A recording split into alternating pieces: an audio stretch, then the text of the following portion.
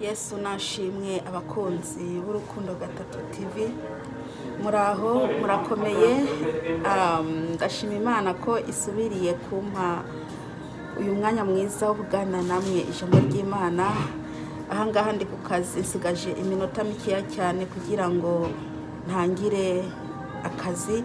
Mbese abo muri bubone bose ahangaha nabo dukora mu kampuni imwe, mbese dukorana mu kampuni imwe. Bene data ndabakunda cyane, ndabakunda. Ndafite ijambo riri muri Yobu igice 36 ku murongo wa 17 n'uwa 18. Yesu nashimwe cyane.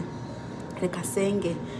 Uwiteka Mana Nyiringabo, ndagushima ko uyu mwanya umpaye, ndakwinginze uhabwe icyubahiro, ndakweretse Mwami Yesu Kristo abantu bawe, ndakwinginze data ubahe umugisha mu izina rya Yesu Kristo, amen.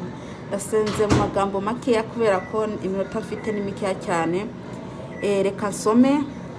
Ari ku rubanza rucigwa abanyabyaha rugushitseko, kandi ugeze urubanza rw'ukuri uciriwe ruragushikiriye. Reka bene data ndababwire, urubanza rucirigwa cyangwa se ruciriwe abanyabyaha rukugezeho. Ni wihane mwene data, Imana itaragucira urubanza. Ni mwihane. Reka nsome ku murongo wa 18.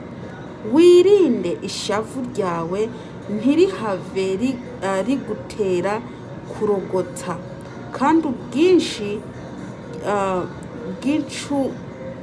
bw'incungu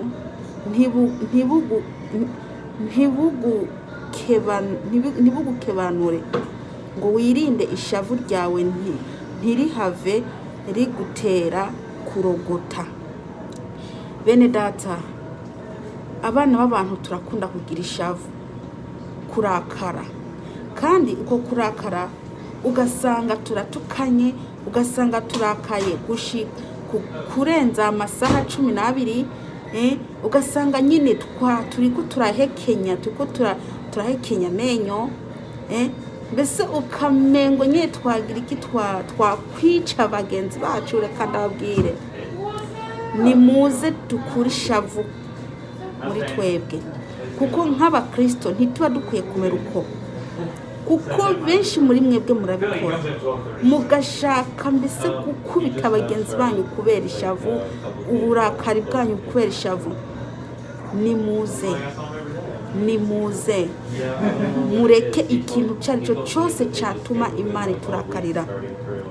Mureke ubusambanyi, mureke ubusinzi, mureke kwikinisha, mureke kwihindura, mureke kwambara ubusa, mureke ubucuraguzi, mureke gushaka abagore benshi, mubireke mubumbwe n'umugore umwe. Mureke gushaka abagabo benshi, mubumbwe n'umugabo umwe. Mwihane muve mu byaha bitandukanye. Mwihane kuko Yesu Kristo araje. Nukuri mwihane kuko Yesu Kristo araje. Uwiteka Imana nabaha umugisha.